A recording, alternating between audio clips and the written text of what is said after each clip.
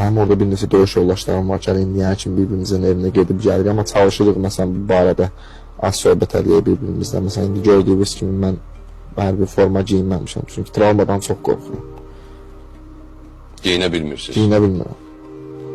Çox qorxuram travmadan. Güclə normal həyata qayıtmışam. Normal insanlar kimi deyirəm, gülürəm. Ona görə qorxuram. Travmadan qorxuram deyə geyinmirəm aynı forma.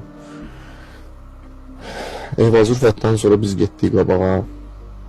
Nə qədər döyüşlər oldu, ac günlərimiz də oldu, susuz günlərimiz də oldu. Sağ olsun, bizim orada şəhid yoldaşımız vardı, Hacıyev Kamran, onda sağ idi.